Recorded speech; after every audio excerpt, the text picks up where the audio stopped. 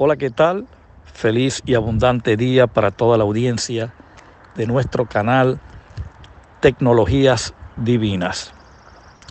Muy bien, hoy voy a concluir con esta serie acerca del tema migraciones en el entendimiento, cápsula número 6. Por esta fase, pues, hoy culminamos esta serie en su primera fase. Eso quiero, pues, especificarlo. Ok, hemos hablado cosas bien interesantes acerca del tema. Para mí, primera vez pues que me toca hablar sobre este tema y me pareció fascinante, estupendo, espectacular, porque a medida que he estado meditando, analizando y estudiando el mismo, me he encontrado con cosas bien interesantes. Y hoy pues quiero cerrar, hoy quiero concluir, repito, en esta primera fase.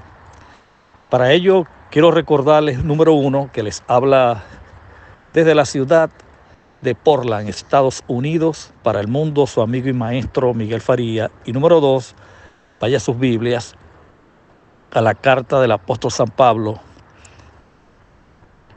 de Efesios, capítulo 1, versículo 17 en adelante.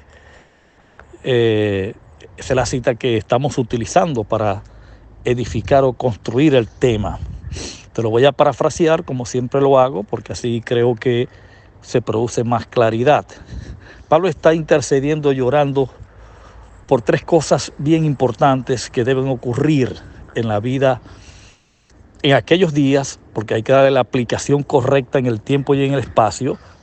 O sea, donde tu aplicación para el momento que Pablo lo está escribiendo fue a la iglesia en el primer siglo. Estos fueron los destinatarios, la audiencia y el público de este mensaje. Eso pues primero tenemos que tenerlo muy claro. Ahora, que aplique a otros tiempos, digamos que relativamente pudiera ser. Pero la aplicación directa, histórica, de este pasaje correspondió al primer siglo. Ahora, ¿qué dijo Pablo? Pablo dijo: yo oro al Padre en el nombre de Jesucristo para que les dé espíritu de sabiduría, espíritu de revelación, espíritu de sabiduría en el conocimiento de Él, alumbrando los ojos del entendimiento de la iglesia para que supieran o sepan cuál es la supereminente grandeza de su fuerza, cuál es la esperanza a la cual los ha llamado y cuál es la herencia de Dios en los santos. Estoy parafraseando, no estoy leyendo textualmente los pasajes. Solo quiero que vea que para que haya una migración en el entendimiento y una vez hecha la migración haya un despertar, un nuevo amanecer a una nueva realidad en el individuo o en el colectivo, es necesario, número uno, que ocurra una revelación que implica descubrir algo que estuvo oculto, correrle el velo a algo que estuvo, digamos, escondido, develar algo, o sea, es decir, manifestar algo que estuvo cerrado, oculto y escondido a los ojos del público, de una audiencia, etcétera, etcétera. Eso es lo que implica la palabra revelación. Y luego la palabra sabiduría tiene que ver con ese conocimiento que no solo califica al individuo, sino que también lo cualifica. La sabiduría es lo que te da el arte, te capacita, te cualifica, repito, para que hagas las cosas correctamente en el orden que se establecen. Colocar cada cosa en su lugar. Esa es la manera perfecta de hacer las cosas cuando la sabiduría te asiste. Entonces, Esto trae como consecuencia, según el apóstol Pablo y su narrativa, que el entendimiento se abre en el ser humano, sus ojos, los ojos del entendimiento, dice Pablo, se abren. Esto tiene que ver con un despertar. Ahora, este despertar en el entendimiento era algo constante, era una migración que tenía que ocurrir constante. Y eso, esto último que estoy mencionando, eso aplica en todos los tiempos. ¿Por qué? Porque es que la vida es evolutiva. La vida no se quedó cuando naciste. Obsérvate ahora, si tienes 30, 40, 50, 60 años, obsérvate que no eres el mismo que se observa en aquellas fotos cuando eras un niño. ¿Por qué? Porque evolucionaste. Porque en este plano, la evolución es un hecho, es una realidad existencial. Entonces acá todo está sujeto a evolución. Y esto implica crecimiento. Esto implica ir de menor a mayor en el entendimiento. Esto es una realidad incuestionable en el plano humano. Y igual ocurre en el sistema educativo. Usted cuando ingresa a los sistemas educativos, usted pasa por una educación elemental, infantil, preescolar, como le llaman, kindergarten, eh, educación es decir, para bebé. Luego migras hacia la educación primaria. Una vez que asimilas correctamente y entiendes todo el proceso de una educación primaria, entonces tu entendimiento migra a una educación secundaria. En esa educación secundaria te toca entender una nueva fase y etapa de tu vida hasta ir al último peldaño de esa escalera, de esa escalada, como se llama la educación humana, que es los estudios superiores, que son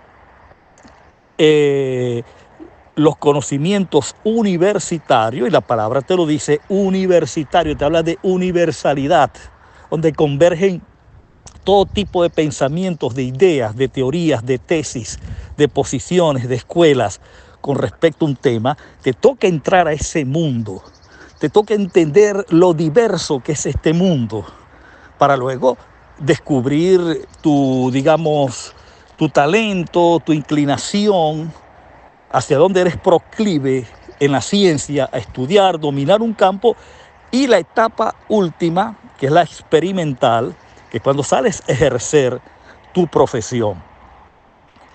¿Te das cuenta? Todo es un ciclo de evolución, de migraciones, transiciones en el entendimiento. Te lo estoy aplicando en la vida presente, porque las migraciones del entendimiento aplican a todos los tiempos. Yo he querido usar el tema de la Biblia, especialmente el tema del primer siglo, que fue el tema de la iglesia, porque allí se demarca un aspecto importantísimo de lo que fue ese drama que se vivió durante ese tiempo en relación con la iglesia.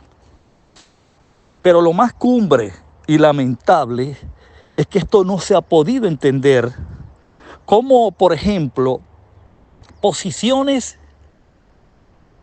estatus, condiciones a las que la iglesia del primer siglo arribaba, les han dado un estatus eterno, permanente.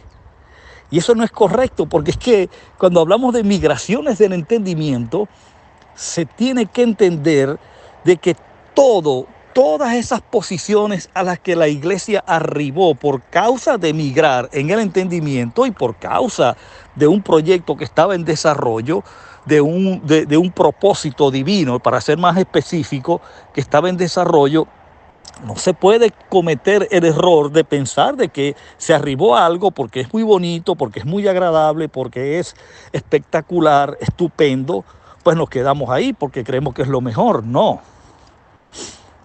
Cada fase que la iglesia vivió, en todas las características y descripciones que especialmente el apóstol Pablo le dio, fueron estatus transitorios, es decir, condiciones transitorias. Fíjate, la iglesia como niña se describe como iglesia, su estatus de niña, porque la iglesia fue una niña.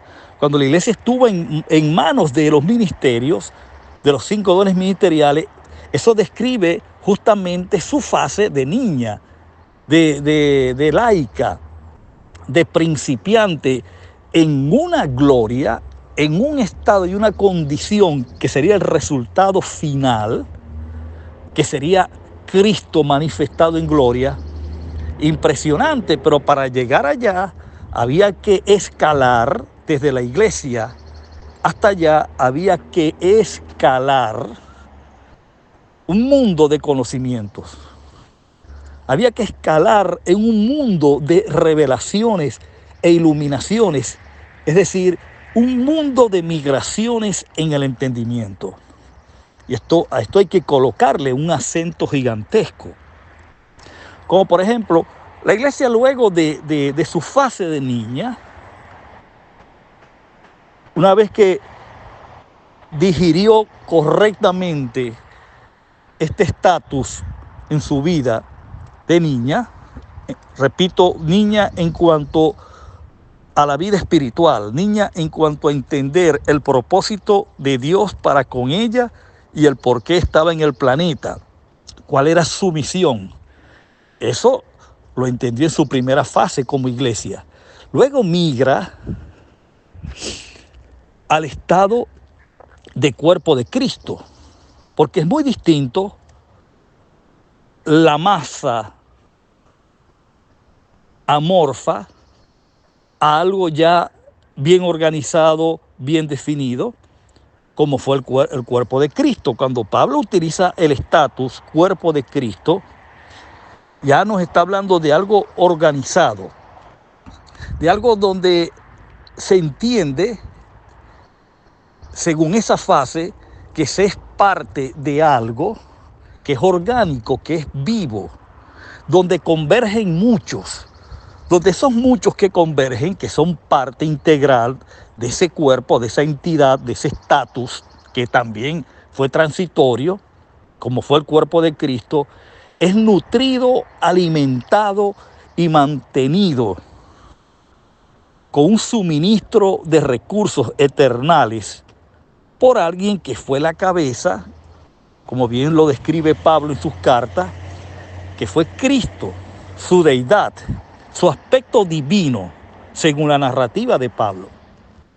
Entonces esto, por supuesto que es interesante entenderlo.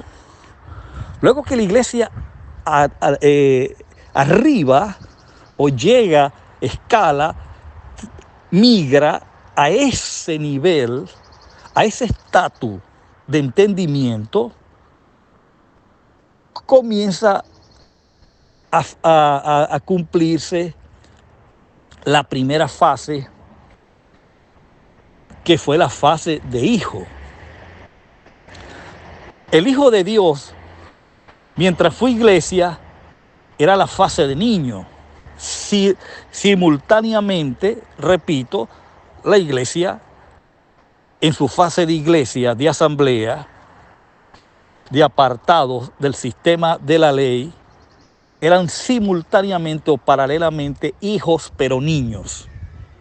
Eran herederos pero ajenos todavía a su herencia por su estatus de niños, de faltos de información, faltos de entendimiento, faltos de conocimiento. Eso es lo que describe la condición o el estatus de niño. Ahora, cuando la iglesia arriba organizativamente al cuerpo de Cristo, ya estamos hablando de un nivel en el entendimiento, de una migración bien importante, que simultánea y paralelamente describen también la condición de hijos maduros. ¿Por qué hijos maduros? Porque el hijo, mientras es niño, no sabe de su herencia. Y los elementos de padre e hijos en el nuevo pacto se introducen es por causa del pacto. Es por causa de un testamento. Donde en todo lugar donde hay un testamento hay herederos. Y los herederos primariamente son los hijos, quienes heredan directamente y primariamente en una repartición de herencia, en un testamento debidamente establecido, son los hijos. Entonces, el padre determinó esta figura de hijos maduros, adultos, los que transicionaron o migraron el entendimiento paralela y simultáneamente como cuerpo de Cristo. ¿Para qué? Para que hiciesen uso de una herencia. Ya las promesas habían terminado, porque quien cumple el pacto, quien realiza el pacto cabal y satisfactoriamente, fue el Hijo unigénito, en su rol de Hijo unigénito, el Cristo, el Mesías, Jesús de Nazaret, cumple cabal y satisfactoriamente con todas las condiciones, disposiciones que habían en un pacto que son obligatorias para hacer a la parte que promete, que hace las promesas, cumplirlas, entregarlas en herencia a los destinatarios del pacto. Y eso ocurre. Cristo cumple su parte del pacto cuando muere como el testador, ¿ya? Y se levanta como el abogado para hacer lectura ante el que hizo las promesas, que fue el Padre, en el cielo mismo. Hace la lectura y les recuerda, bueno, ya yo estoy aquí en calidad de abogado, ya no en calidad de testador porque ya morí, y estoy aquí es para defender los beneficios del nuevo pacto que ya deben ser repartidos, y ese es mi papel como abogado, comenzar a repartir la herencia a los destinatarios. Y la iglesia, ya estando en ese estatus transitorio de hijo de Dios, comienzan a heredar, comienzan a disfrutar la herencia. Hasta ahí termina la fase de hijos. En el entendimiento de la iglesia, de la verdadera iglesia, no lo que hoy se llama iglesia y los que están presos, atorados en ese, digamos, kairos consumado, cumplido, ellos sabían perfectamente que ese estatus solamente tenía validez mientras heredaban la promesa, mientras hacían o echaban manos de la vida eterna, y mediante su entendimiento claro en esta realidad comenzaban a hacer un disfrute, un gozo de ella en su ahora, en su tiempo, y disfrutarlo, ser felices, para lo cual fueron creados y fuimos creados todos los seres humanos. Finalmente, una vez que esto es una realidad, la iglesia migra al estado, es decir, los hijos de Dios, migran en su entendimiento al nivel más alto de cultura y de educación que haya existido en aquellos días, como fue el verse como ciudad.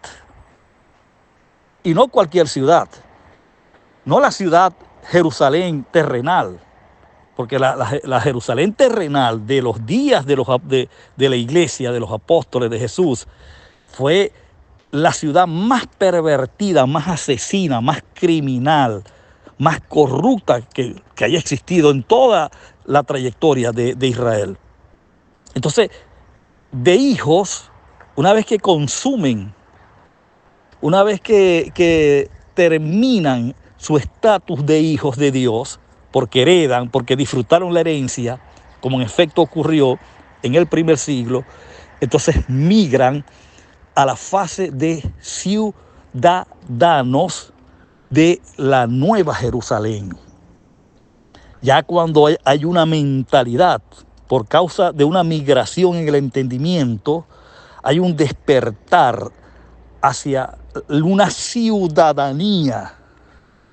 Aquello que comenzó, que fue la iglesia, que era la masa amorfa, lo que no tenía forma, porque era la fase de niño inicial, donde hay un vacío y una ausencia de conocimiento, de información, de formación, ¿ya? Aquí es el antítesis. Ciudadanos, cuando Pablo dice que somos la Jerusalén de arriba, es decir, la Nueva Jerusalén, Pablo está hablando del más alto nivel de educación, de civismo, de conocimientos que haya existido en aquellos días. Era como que la maximización y optimización de lo que la iglesia estaba llamada a convertirse. Se convierte en ciudadana del reino de Dios, conociendo plenamente todos sus términos, disposiciones de actuación, sabiendo sus derechos, sus privilegios, sus responsabilidades, sabiendo hasta dónde podían llegar, hasta dónde podían ir, de qué estaban hechos y para qué estaban hechos, sabían de dónde habían venido, a qué habían venido y hacia dónde iban. Sabían lo que tenían, lo que podían, lo que eran en Cristo. Esa era la máxima expresión, el máximo estatus migratorio o sí, de una migración en el entendimiento, de una condición que finalmente también era transitoria, porque una vez que consumaron todo esto y ese propósito se consumó para efectos de Dios y se cerró como un capítulo y todos ellos murieron, ya no hay más nada hacia dónde emigrar. Hasta ahí llegaron ellos. Pero por supuesto, después de esa última migración de la iglesia, que termina en el año 70 después de Cristo, donde se cierra ese capítulo, comienza uno nuevo, poderoso, espectacular, estupendo, espléndido, lo mejor. Y es que por primera vez en la historia de la humanidad, el ser humano comienza a despertar, comienza a experimentar su estatus correcto, su estatus de origen, su estatus de identidad de origen, que es de estatus permanente, que de allí no se puede transicionar a ningún otro lugar.